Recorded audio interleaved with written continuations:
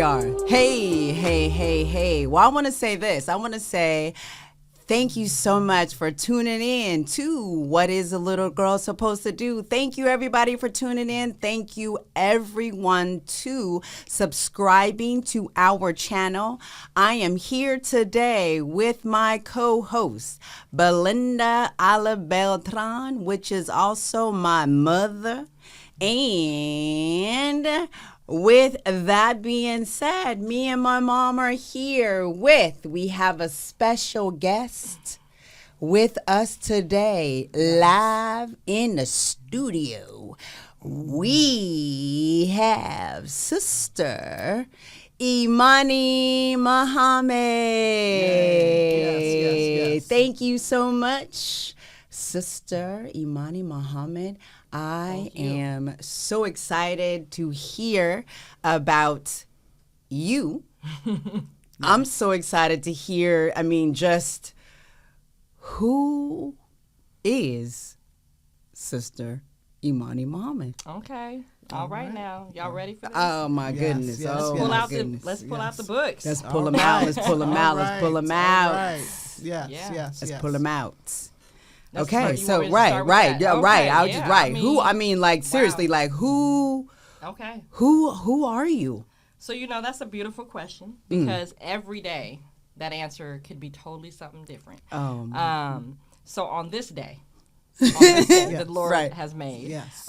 First and foremost, before I even jump into me, I want to just give you all a shout out and love and appreciation because. One thing that's really important to me is how we control our media and our narrative. Yes. And the only way that we can solely and fully and 100% do that is doing exactly what y'all are doing. Yes. So one, just shout out to y'all and appreciation because I know it's not always easy. There's probably days where you like, we got it scheduled and life is happening, life is lifing, and you still show up, right? Yeah. And make it happen because you are committed to not only your platform, but committed to sharing your platform with other people. So I just want to just give y'all just love for that because we need more of it. Thank you. And the consistency is key and is very vital. So just thank y'all for that. You're welcome. Thank you so much. for being here. Yes. On the studio. On the podcast. Right. We love you. Absolutely. You are an amazing sister. And you've come a long way. Absolutely. And we appreciate everything that you've done, doing, and still doing. Thank you. Thank you. Mm-hmm. Whew, so here's where I'm going to start today on who I am. So for those that may not know, I'm born and raised here in Portland. I like to share my ethnic background just so that people have context. My father is white. My mother is black. And I grew up very early understanding the two different cultures, and I'm sure biracial children, for the sake of the statement I'm getting ready to make, because I usually don't use the word biracial, but I'm going to use it for this context, is that oftentimes, depending on how the mother and father relationship is, you may only be associated with one side of your family, right? And for me, I was blessed. Me and my brother were blessed to be able to be solely involved with both sides of our family, right? So during the holidays, in the daytime we went to the white side, in the nighttime we went to the black side, and it was just constant involvement and integration, for lack of better words, of being with family and understanding cultures. And so for me, early on, I learned that the cultures are different. What my white side of the family did and the black side of the family did were just different, but I embraced it because I knew I came from both. And so I mentioned that because I think probably middle school, high school, I realized that I was a bridge between. At that time, it was family, but as I grew in understanding life and just things that have happened in my life, I feel like I'm a bridge between not only races and ethnic backgrounds, but young and old, and children and adults, and all of the things that can divide us as humans. I feel like I've been able to be in different circles. I've pulled different people together. I've been in different environments where I was like, okay, this is weird, but I'm the calm in the storm. And so that's something that I think Allah has given me as a natural gift. And so over the years, just kind of experiencing life, figuring out life as we all do, you know, I think it's important for me to mention that I joined the Nation of Islam when I was 16 years old. Okay. I was a sophomore in high school at an all-girls Catholic school out here at St. Mary's, and I was very zealous about religion and about the way of life and just about God. And so when I found the Nation, it really answered where God is today, right? So I had grew up in Vancouver Avenue Baptist Church under O.B. Hill, may God be pleased with him, and all of the different pastors. So I grew up in the church, you know, but the church didn't answer where God was today, right? So we get the Bible, I'm reading about Moses and Ruth and Esther and all these folks that seem to be really amazing, but I don't see Moses next to me right now. You know, where's Jesus? You know, so I was always questioning, where is God today? Right. Sounds really great in the stories that I'm reading, but where can I feel and see God today? And so the Nation answered that for me. And then from there, I began to kind of just not only study the teachings, but apply the teachings. You know, and so in the Nation of Islam, we have self-improvement study guides, and there's 21 of them. And if you just go with the first 4, you will discover so much of who you are as an individual, as a person in your family, community, and just, you know, how you navigate life. And so for me, the Nation got me to look inward as opposed to where is God here. It was, okay, let me show you who God is within you.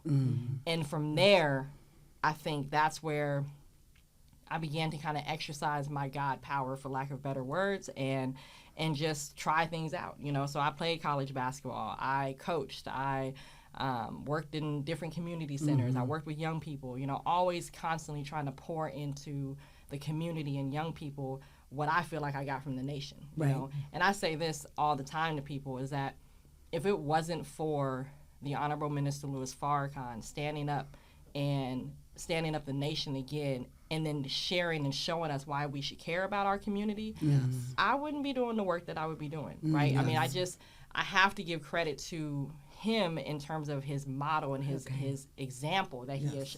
Like, he travels and his family travels, and it's a sacrifice that they make to us as Black people first, but also humanity, you know? So for me, if I can look at that example, and he's 90 years old, still giving 4 and 5 hour lectures, you know, with all of his health issues. If he can do that, I can do whatever I need to do in Portland, you know, because he's global. You know what I mean? So that's always my my North Star, and that's what I look at, is like, if he continues to try to build up, you know, communities, and tries to get us to understand economics and help us build schools and grocery stores and all of those things, if he's teaching us to get that mindset going, then I can do something in my small city. You know what I mean? And that's honestly, y'all, that has been my motivation since 16 years old. And so here I am celebrating my 40-plus birthday a couple days ago, and that has been my motivation, my guiding light. And so that's my answer today. And who is Imani Muhammad?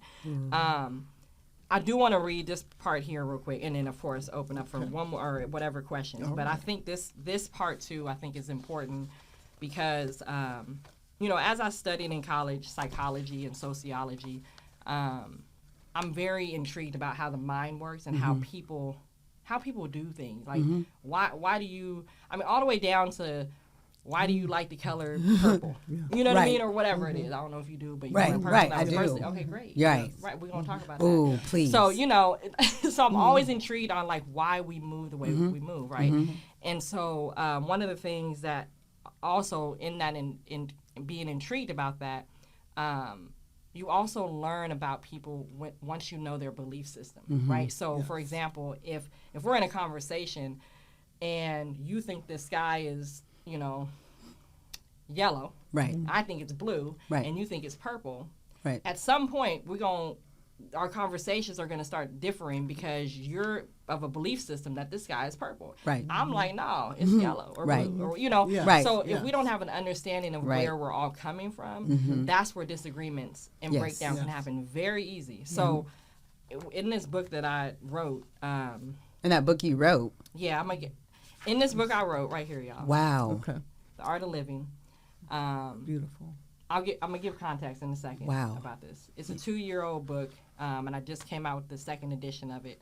And there's a lot in here, a lot of my thinking in here. But in the very beginning, I wanted to just lay context for the reader so that they understand that after you read this first page, how I say things, my sentence structure, my language, it's coming from this basis, right? Okay. So the first things I make sure that I want people to understand, and this is, again, back to who is Imani Muhammad. So one, heaven and hell are states of minds and conditions of thinking. These are not actual places of existence.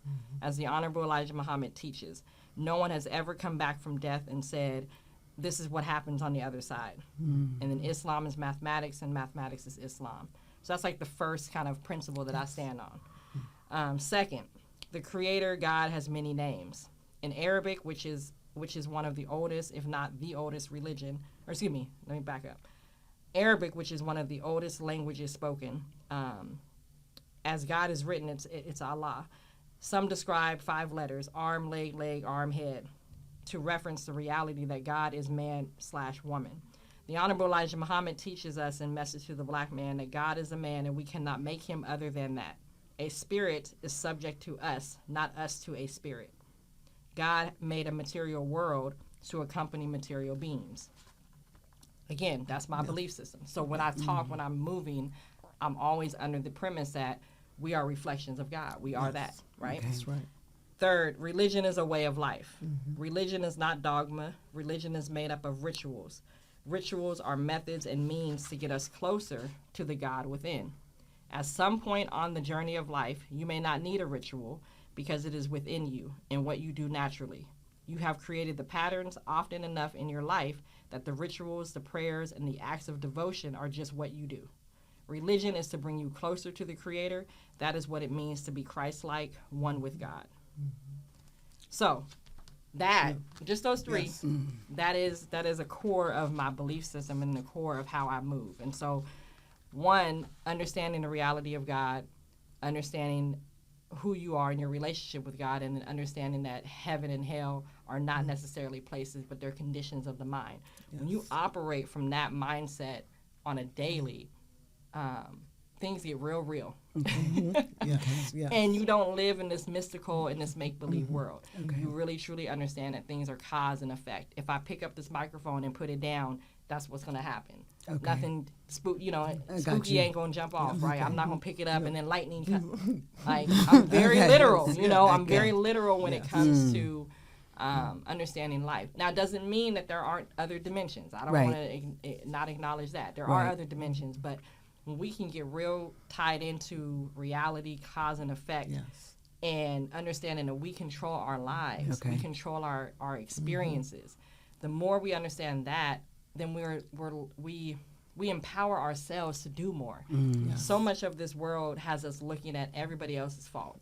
I can't do this because of you. I can't do this because of the system. Racism, all the things, right? But the reality is that we have so much more power when we understand our power. That's right? We understand who we are and who we belong to. So that's right.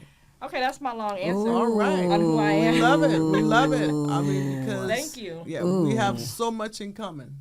We have so much in common, and keeping it real is so amazing when a person finds out their purpose in this life. And stop all this spooky stuff. Reality. Yep. We were made in the image of God. Come on now. And in His likeness. Period. I mean, so people really, really need to understand that. I mean, God is real. All day. Yes. He's inside of us. Yep. He will manifest through us what we're supposed to be doing. 100%. We're supposed to, that's why all of us is here on this planet. Like Rodney King said, why can't we all just get along? Why? I mean, what's the problem? Why can't we all just get along? Right. So who has made this division?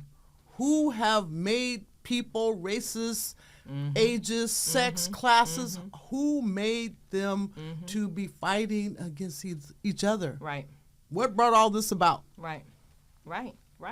And again, you know, when we can go so many different angles with that question. And I think of our educational system, right?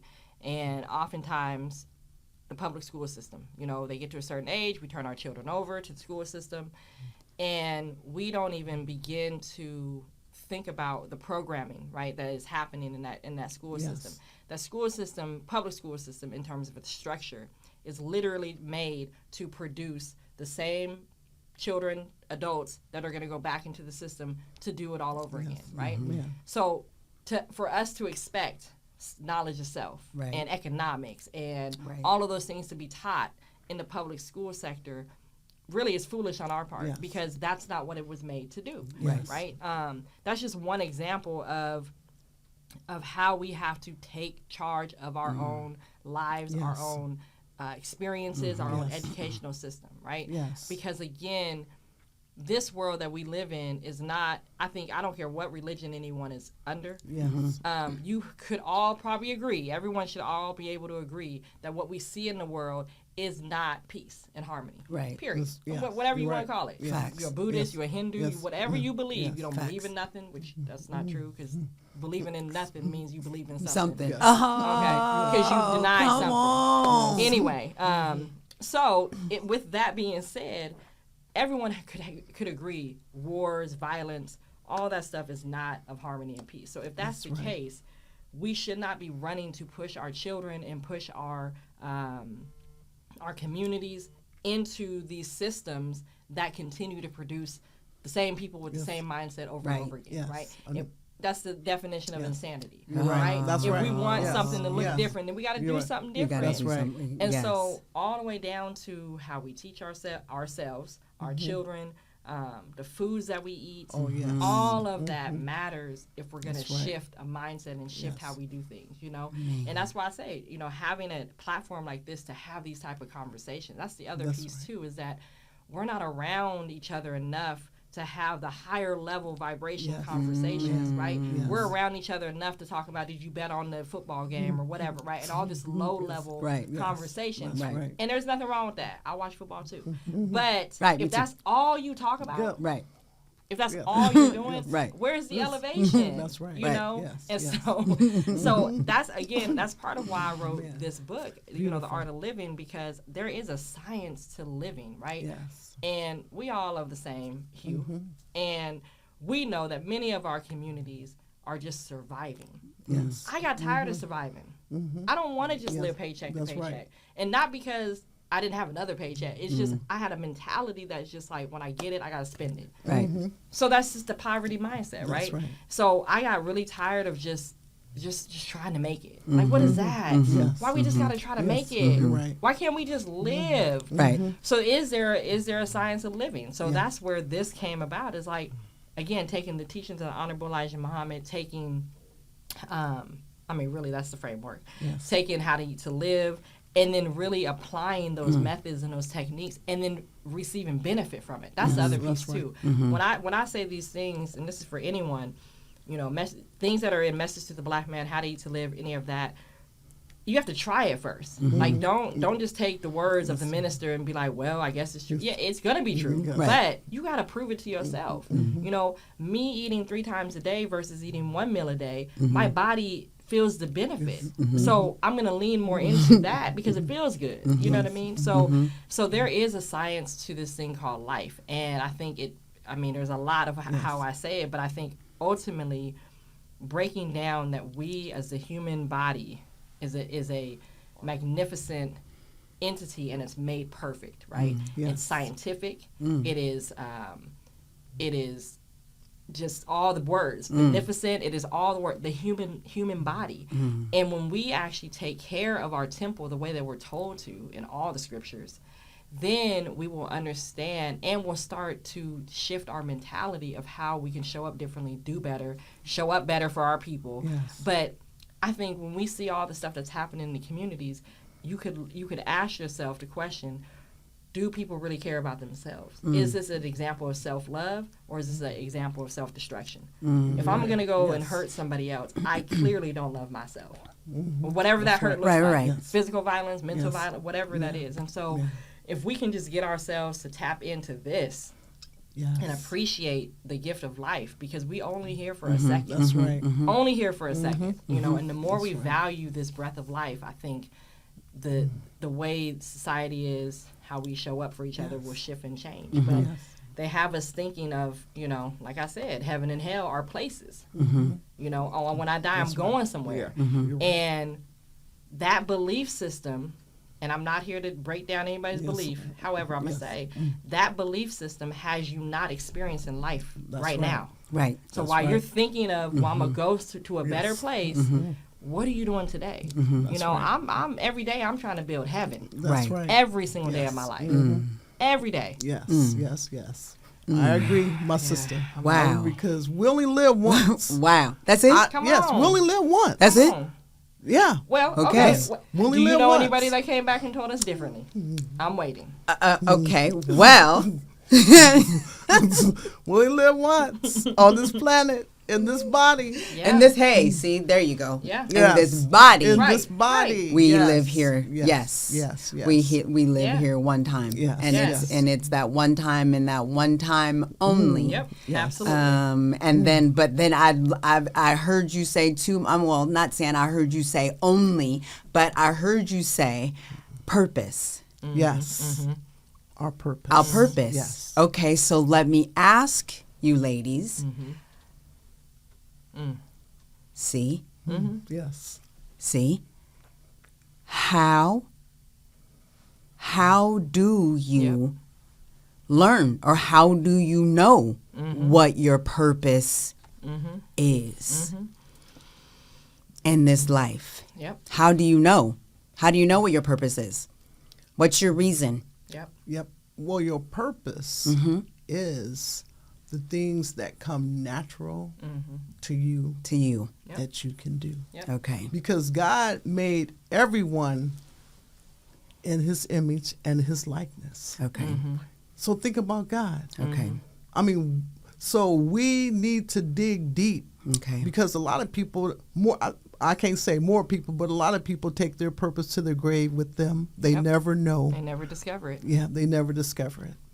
So then tell me and tell others that are listening how. Give us the tools, the resources. How do we find or know our purpose?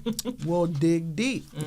Dig deep. What do you like to What do? do you like to do? What are you good at? Naturally? Naturally. Naturally. Effortlessly. Effortlessly. Okay. Yep. I mean, look at your talents, the things that you do naturally, Okay. and it's great. Okay. Yep. Everyone, God gives everyone Everyone. a purpose on this planet. Okay. Yep. So if we do Okay. not discover that purpose, we can't be totally ourselves 100. Okay. We cannot. Okay. So as long as you know your purpose, because when you find out your purpose, when you're doing your purpose, it don't seem like it's a job because it comes natural. Comes natural. So that could Living be my purpose never feels like work. Yes. Never feels never feels out like of work. tune with my Yes. creator. Yes. Go ahead. All Go ahead. right. Okay, No, so you that said could it. so then I could be painting rocks, that could be Yes. Yes. that could be storytelling, that could be gardening, that could be Yes, cooking, speaking, Yes. whatever it is. So I would say yes. Okay. And I would say purpose, gifts, talents, Yes. they're all intertwined, Yes. right? They are Okay. different, but they're all intertwined. Okay. And I would say, because to your question about how do I find, right? And that's kind of what I wrote in here. Okay. I don't need you recording, Siri. So here's a practical kind of tools that I have that I would offer folks, right? And I Okay. use the words knowledge, wisdom, and understanding. And so if you're on a journey of what is my purpose, right? I think the first thing is that you have to have a base knowledge. Okay. You got to find something or an entity or a study Okay. that as you are learning life, you're filtering that through. So my base knowledge is the Honorable Elijah Muhammad, right, and the teachings. So when I encounter people, when I read a book, it could be a book from the Aztecs, a Mayan book, or whatever it is. I read it and then I filter it through. Okay, well, how does this apply with the teachings that I know? Okay, if I know that God is a man and what this person said is this, then does that make sense? Is it true? but I have a base knowledge. You got to start with a foundation of how you see life. Okay. And a lot of people, the easiest way is religion, right? That's how a lot of people begin to interpret life. So base knowledge is first. That's a knowledge. You got to be able to be a student of life, like learning. Because again, if you're not in an environment that nurtures purpose, it is going to be a lot harder to find out what your purpose is. Right. If you come up from a childhood or experiences of trauma, purpose ain't there. Right. Survival's there. Yes. Right. Right. So once we get out of that space, now I need to intake information / knowledge. I gotta absorb stuff. I gotta read. That's why they push college, because at the end of the day, it's an opportunity to pour into your mind, right? Okay. So there's a knowledge piece. Once you get knowledge, though, the second step is how do you apply what you just learned? Okay. We don't do that part. So we're real smart, real book smart, Okay. but still living, Right. not where we're supposed to be, whatever that is, right? Okay. Or can't live beyond paycheck, whatever that is. Okay, I got all you. the knowledge. I'm a brainiac. Yeah. I can teach to this. I can tell you about the science of the universe and all that. Right. But you ain't applied the mathematical teaching to reality. How does that work in your life right now? Okay. We all have met those people. Right. Those people that can tell you how to fix a car from the start to finish, Right. but don't have a car shop. Right. Right. Or make Right. So I got you. You got to apply what you're learning. That's second step. So Okay. again, we can't just be stuck in the knowledge space. That's how we get people, even on the streets right now, very smart, but they never took the step to apply it. And so you can have too much information. That's called computer overload. I got you. Computers break down. I got you. We see it. I don't know. Yes. My I got computer you. overload. Yes. So Okay. apply the knowledge, second step. And then the third is the understanding piece. So once you've applied it, that's where you start becoming a scientist. Yes. The scientific method. I know y'all, we grew up in schools and we heard about it, but that's real. Once you get the data, now you're like, okay, what worked? What didn't work? Okay, this feels good to me. This doesn't feel good. I like this. That's the assessment part. And that leads to understanding. And so to me, those are the kind of practical steps as to help a person discover their purpose. But Sister said it exactly right. We were born, all of us have one thing that we all do well, that no one else, excuse me, let me rephrase that. We have one thing that we do perfectly, that no one else can do. Okay. What is that? It's to be who we are. Yes. To be you, to be Imani, to be Balinda. That's the one thing we do perfectly, whatever that is. So our job is to understand who is this in the body? Yes. Who Right. is the spirit of Imani in this body that I have? What is it, right? And what do I like to do? That's why I said all the way back to what is our favorite color? Why do I like the color orange? Okay. If we can trace back all the way back to why I do a thing, then we can understand the source and we can actually understand, is it really you or is it something that somebody gave you, right? And so I think, again, purpose is, and I'll even add this in there, and this may be like a business piece too, because a lot of times people ask me, well, I want to do this, but I don't know if it's a business model. Well, if you can wake up every day to do what that said thing is that you want to do, whether you get paid or not and still want to do it, that's probably rooted in your purpose. Yes. If you are willing to get up every day and serve community, I don't know, whatever that is, and you're willing to do it, whether you get an income from that or not, that's connected to your purpose. That's right. 100%. Yes. I learned Yes. very Yes. early that even with my nonprofit, before I even knew about the business structure of a nonprofit, when my young student, Devontae Lightfoot, was killed in 2007, and we held an event for him 3 weeks later, and that was my first really like community organizing. I didn't know what I was doing. I just was grieving. The young student got killed. I was like, we got to pull the community together. And then I kept doing the events, and people kept coming. In that moment, them first 3 years, from 2007, 2010, if you had asked me, was that my purpose? Okay. I would be like, I don't know, maybe.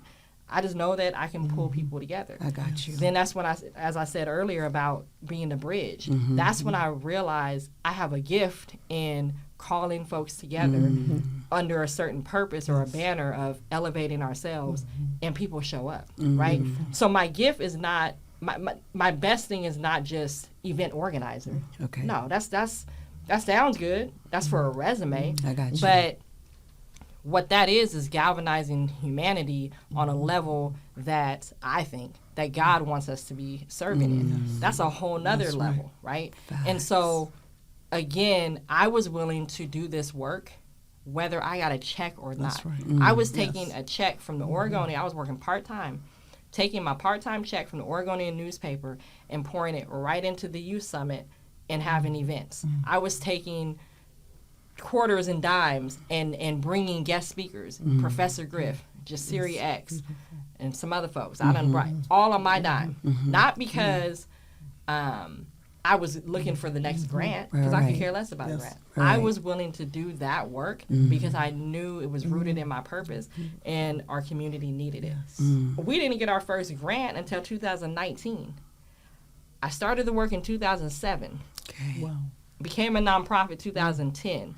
First real grant, when I say real grant, I'm talking about like 20 grand in 2019. Okay. So that's 10 plus years of work. Wow. Right. Just work, purpose, right. I driven. got you. I got you. Yes. And then, got you. someone sees the work 10 years later. Here's a little, it was nice. I appreciate the grant for sure. But that's little compared to what 13 years of work looks like. But I was willing to do that, regardless, whether I got paid or not. And so that's where I think, that's what we got to get really close to, is like figuring out, is like, are you doing things that, whether someone gives you credit or not, you're willing to do? Now people are like, great job, Imani, and of course, my sister has always supported me from the moment that she's met me. Yes. On that bigger scale, though, like, I still don't care about the validation, I'm doing this because I am fulfilled as a human being, knowing that, or believing that God is pleased with me every step I take, right? That's right. So I think that's another piece that folks have to figure out, is like, there's things that we all do well, you know what I mean? And doing what you do well and your gifts and talents are connected to purpose, but it's not always what your purpose is, you know what I mean? Like, some people are great public speakers, but maybe that's not their purpose, but they're just good at it. And so I think there's that too when we talk about purpose. Also, people need to dissect, what is your gift and your talent too? What are you also good at? I'm good at a lot of things, but those a lot of things are not my purpose. I got you. You know what I mean? I got you. I'm good at managing people, but I don't like that. That ain't my purpose. I got you. You're right. Yes. I'm kind of good at management, but you know what I mean? When we get into roles in life and our vocations, we get into jobs that are tapping into a skill set and are not always our purpose. And that's sometimes, I think, that back to the survival. We get into a skill set. I got to pay my bills, and so purpose gets pushed to the side. And that, I think, is part of the issue with humanity, is that we are, like, very few of us, like you said, are living our purpose. That's right. We're taking it to our grave, So that's what this book is about, really, honestly, is like helping folks to just slow down life and think about yourself, think about your mind, think about your body, and are you actually living in a way that, is thriving? Okay. Yes. Yeah. And something to think about. To sort of wrap this up. Right. Dang. Are we doing? What? Are we doing what we're doing for a purpose or a profit? Come on. Purpose or profit. Yep. Yeah, you're doing what you're doing. Is it for a purpose or a profit? Right. So people really, really need to tap in and ask themselves that question. Because like Sister Imani said, when you have a purpose, you'll do it whether you're getting paid or not for it. That's facts. Yeah, and let me even say this.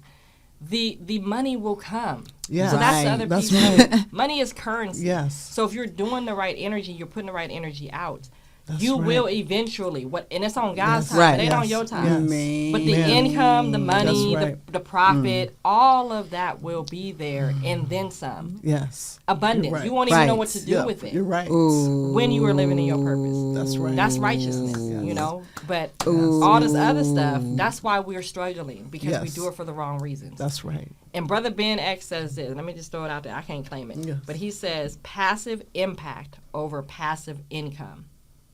My job is to impact. Yes. I want to Yes. impact. Every Yes. time I do anything, am I impacting, and am I impacting in a positive way? We That's could have right. a lot of impact and be negative. Yes. Am I positively impacting? Because that will generate the income. Oh, my So passive goodness. impact over passive income. Ooh, and I don't even think we Yes, mentioned. yes. I don't even think we Yes. mentioned. Okay, I didn't even. I know. Okay, so Sister Imani wrote a book, and it's called The Art of Living. Yes. Not only did she write that book,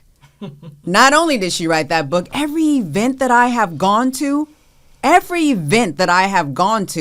that's in the building where Sister Imani is right now, and I'm from here, but I have been away for a while, like meaning that I was out of the city. And so when I came back here, I had heard that building or that location, that there had been shootings. Yep. There had been people that have passed away there Yeah. in that space. Yep. Every single event that I have gone to, the youth is there by the droves. You've had some amazing events that are there. Yes. And I don't want to mess it up, but what's the name? So youth organized and united to help. Ooh. And please give the youthpdx.org. location and how they can get in touch with you. It's 16126 Southeast Stark. Website is youthpdx.org. Yes. Yes.